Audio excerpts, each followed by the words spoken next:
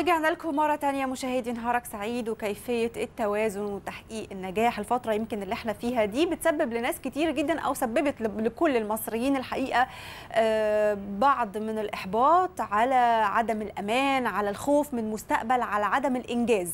كل ده عملوا الفترة اللي فاتت، سنتين ونص اللي فاتوا، أثروا جدا بشكل كبير قوي على الناس، خلاهم لأنه عموما التبديل والتغيير في الأوضاع ده بتبقى حالة مش مرضيه للناس، بتخليهم يخافوا، يكونوا حاسين انه الفتره اللي جايه هتكون ضباب عليهم قوي.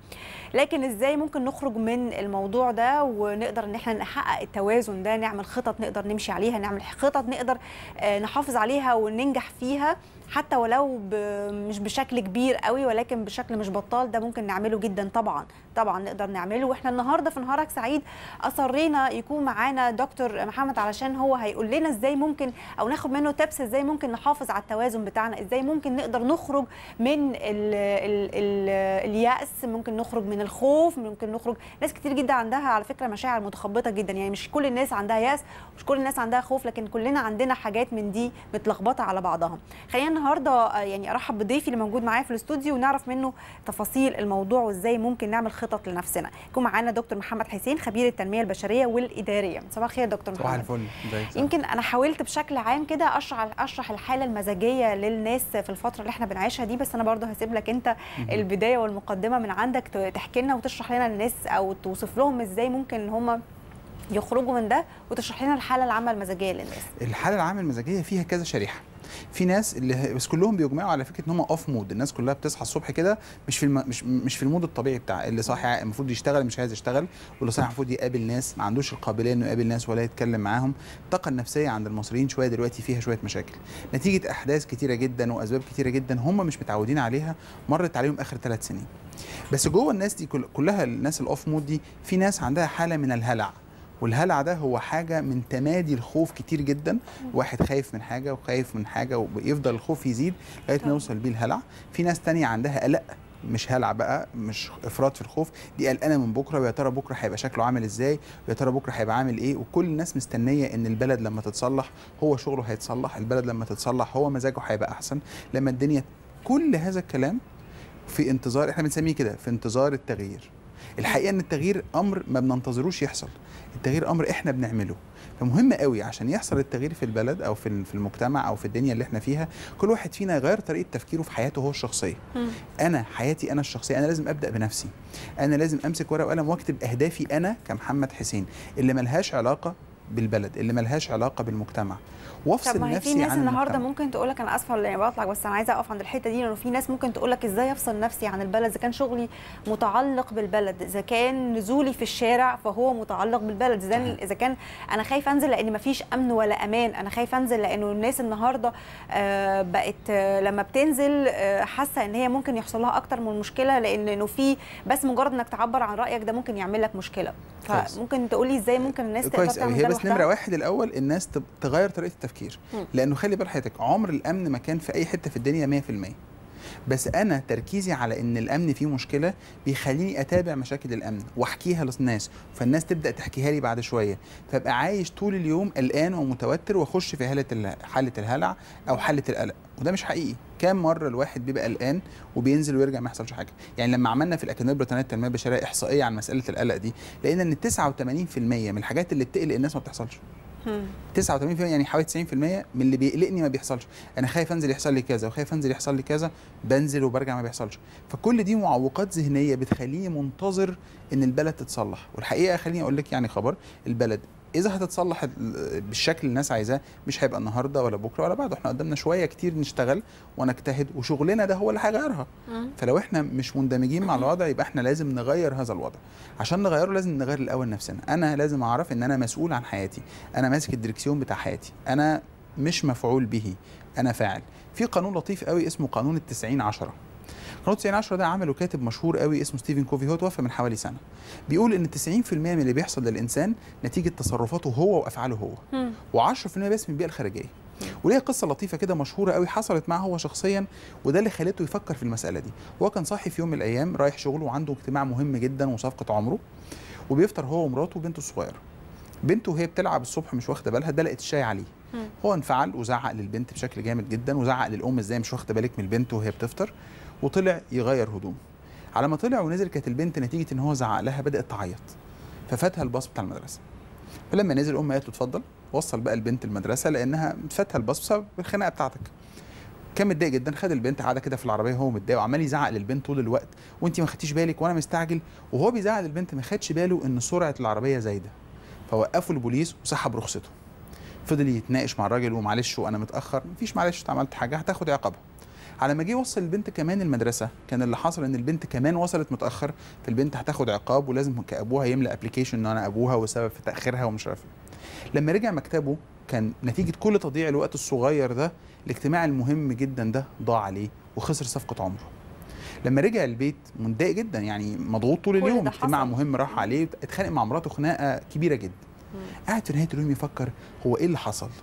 ايه اليوم الوحش ده؟ ده اسوأ يوم عشته في حياتي، اتخانق مع مراتي وازعل بنتي وتتسحب رخصتي ودي عليا اجتماع مهم. هو ايه اللي حصل؟ فاكره حضرتك ايه اللي حصل؟ طبعا فنجان الشاي ده. كلنا بقى عندنا فنجان شاي في حياتنا. في واحد فنجان الشاي بتاعه الامن بتاع البلد، في واحد فنجان الشاي بتاعه مدير دمه تقيل، في واحد فنجان الشاي بتاعه ظروف اقتصاديه، في واحد فنجان الشاي بتاعه انه ما اتعلمش كويس زي بقيه اخواته او بقيه صحابه. المهم مش فنجان الشاي، المهم احنا اتعاملنا ازاي مع فنجان الشاي. طب خليني بقى اقف عن احنا اتعاملنا ازاي مع فنجان الشاي. لانه الحقيقه انه يعني معظم الناس ما عندهاش اي فكره ازاي ممكن تخلي نفسها صديقه او تعبر المشكله بدون ما تكبرها. احنا دايما بنكبر من حجم كل حاجه، احنا شعب بنحب التهويل يعني، سواء من اي مشكله او من اي موقف او من حاجه. يعني كوبايه الشاي اللي اتدلقت الصبح دي هول عليها الموقف فبوظ اليوم كله. النهارده علشان انا اصحى من النوم وابقى حاطه في دماغي هل انا جسمي وعقلي بيسمع كلامي، يعني لما اقول انا النهارده هنزل هحاول ابقى بحتوي كل المشاكل، بحتوي كل المصاعب اللي بتعدي قدامي، هيحصل الأوردر. يعني انا جسمي وعقلي فعلا هيستوعب الموضوع ده ولا ازاي يعني ازاي نحقق اللي حضرتك بتقوله ده؟ كويس. هو خلي بالك مهم قوي حاجه قلتيه ده، جسمي وعقلي هيسمع كلامي. هو دايما هيسمع كلامي، بس انا كانسان جوايا دايما صوتين. الصوت الاولاني هو الصوت اللي بيقول لي ريح واستريح واعمل اللي انت بتحبه واعمل اللي انت وخليك قاعد في اللي احنا بنسميها كومفورت زون او منطقه الراحه. خليك اعمل الحاجات اللي بتعرف تعملها، اعمل الحاجات اللي بتحب تعملها. يا راجل ما تنزلش بدري، ايه اللي يصحيك 7 الصبح ومشوار؟ وفي صوت تاني بيقول لك لا، قوم واشتغل واتعب. بيقول لك اخرج بره منطقه الراحه، اخرج بره الكومفورت زون دي، روح الانكومفورت زون، اتعب. كل ما واحد فينا بيتعب وكل ما واحد فينا بيسمع كلام الصوت اللي جواه اللي بيقول له اجتهد واتعب واصحى بدري واسهر واتعب، كل ما ده بيحصل كل ما لازم اعرف ان انا بتقدم. شوف حياتك، الناس بتوع التنميه البشريه بيتكلموا كلام كتير قوي لطيف، ويقول لك فكر في الحاجه اللي انت بتحبها هتجيلك وهتحصل لك وبتاع. انا شخصيا مؤمن ان القانون الوحيد للنجاح في الحياه هو التعب، هو العرق، هو ان انا ابذل جهد. لو انا مش عارف كده لازم اقعد اراجع افكاري فيها مشكله. محدش يقعد يحلم ويتامل ويفكر فتنجذب اليه الاحداث السعيده، وينجذب اليه الاصدقاء الاوفياء، وينجذب اليه الاهل اللي علاقته بيهم كويسه، وينجذب اليه الفلوس في الشغل. ده مش حقيقي، ما كانش حد غلب. الحكايه كلها انا لما بيجي لي حد يعمل معايا استشاره يقول لي انا عندي وعايز اعمل وعايز اعمل وعايز اعمل، تفتكر هوصل لده؟ بساله سؤال واحد بس، الاجابه دي عندك، انت مستعد تتعب قد ايه عشان توصل للي انت عايز توصل له؟ طيب انا عايزه اقول لك انه احيانا في ناس لما تيجي تشوفها كده وهي بتتعامل مع يومها والاكويبمنتس او الكونتنت الموضوع كده، تلاقيها تحس انه دماغها متسلطه عليها. يعني تحس انه هي بتعمل كل حاجه بس لمجرد انها تضايق نفسها، لمجرد انها تضايق اللي حواليها، وبتسمع الصوت التاني اللي حضرتك بتقول عليه ده اللي هو المدير مش لطيف، اليوم النهارده ماله كئيب ليه، الحاجات دي كلها. ازاي ممكن الناس دي اللي هي بتبقى صعبه شويه ما تبقاش فلكسبل كده زي الناس اللي بتحب دايما تسمع الصوت الايجابي، الناس اللي دايما بتسمع الصوت السلبي اللي جواها، تتصرف ازاي؟ تعمل ايه؟ لازم تبص على نتيجه حياتها. هل الطريقه اللي هي عايشه بيها دي وصلتها لاي حاجه مفيده؟ ما بيشوفوش يا دكتور. هي فين من الناس؟ احيانا ما بيبقاش عندهم النظر او يبص هو فين من الناس ده. عندنا مشكله كمان، حضرتك مذيعه شاطره فانا ببص عليكي فانا غيران منك ومتضايق منك طب لحظه واحده بس، هي بتعمل ايه الاول؟ شوف هي بتعمل ايه، شوف هي بتتعب ازاي، شوف هي بتسهر ازاي، شوف هي بتقعد قد ايه تحضر في الموضوع وبتشتغل وبتجتهد، وبعدين اعمل ده. خلي بالك حياتك، في بعض الناس هي مش واخده لسه قرار ان حياتها تبقى احسن. دي مشكله، مش كل الناس خدت القرار انها تعيش سعيده، مش كل الناس خدت القرار انها تعيش ناجحه. اي واحد تساليه في الشارع نفسك تبقى مليونير؟ طبعا. نفسك تاخد دراسه معينه؟ طبعا. بس السؤال انت مستعد تدفع تكلفه ده ولا مش مستعد؟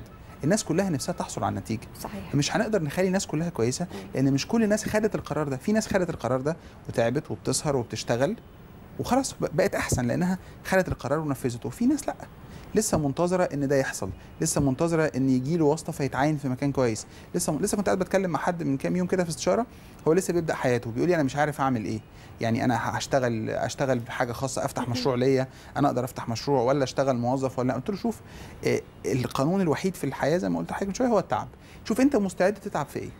انت مستعد تتعب على نفسك ذهنيا وتذاكر تاني وتعمل دراسات زياده، فانت معنى كده انك هتشتغل موظف في شركه كبيره، ده التراك، هتاخد مثلا MBA، هتاخد مثلا مجموعه كورسات تطور نفسك، فهتشتغل موظف في مكان كبير هتاخد فيه مرتب كبير. يا اما انت مستعد انك انت تتعب نفسك بدنيا وتتحرك كتير وتبذل جهد كبير، ففي الحاله دي الانسب بالنسبه لك هو البرايفت بزنس، انك تفتح بزنس تجري لنفسك فيه وتحقق فيه الدخل اللي انت عاوزه. او انت مستعد انك تضغط على نفسك وتقدر تتعب نفسك نفسيا وتسيب اهلك وتروح تسافر بره وتتحمل الغربه، فانت الجهد اللي هتبذله نفسيا هو ده اللي هيخليك تنجح. انا بيتهيألي انه اللي حضرتك بتقوله ده هو كلام منطقي وصح جدا وهو اللي بيوصل للنجاح، بس بحس انه ده بيروح للناس اللي شخصيتها قويه، اللي بتعرف تاخد قرار. الناس اللي ما بتعرفش تاخد الخطوه، هي عندها استعداد انها تنجح وتشتغل وتتعب، بس عارف انت مش مؤهله، يعني ما بتعرفش تاخد الخطوه الاولانيه، بتحب حد هي يحطها على الخطوه الاولانيه وهي تشتغل بعد كده. تعمل ايه الناس دي؟ التأهيل ده يا فندم بيحصل بعد الشغل. يعني انا لما ببدا اعمل حاجه، مش من اول يوم حد محاضره هبقى رائع، مش من اول يوم حضرتك بتعملي حلقه بتبقي رائعه، لازم في تدريب بيحصل. يعني في ناس بتبقى متلخبطه في الاول، مش عارفه تبتدي ازاي، عارف انت في ناس كده بتقول انا مش عارفه ابتدي منين. هو ده بالظبط الحلقه اللي بحكي لك عليها دي كان كده. انا بساله بقول له انت مستعد تتعب نفسك في اي اتجاه؟ عايز تتعب نفسك بدنيا ولا ذهنيا؟ عايز تذاكر وتتعب لسه وعندك قدره على ده، ولا نفسيا تقدر تسيب اهلك وتسافر؟ حدد الطريق اللي انت تقدر تتعب فيه كويس، هو ده الطريق الامثل ليك انك تنجح. بس بعد ما انا ساعدته في ده لازم هو يقرر، ولازم هو اللي هيتعب مش انا اللي هتعب له. لازم هو اللي يقول انا هصحى كل يوم كذا، انا هروح هاخد ماجستير، هعمل ايه، وهعمل جنبيه شويه دراسات لغات تانية عشان اطور يعني نفسي. الواحد لازم يفهم وضعه الاول، لازم يفهم امكانياته ويعرف وضعه. ده اهم حاجه في ان الانسان ينجح.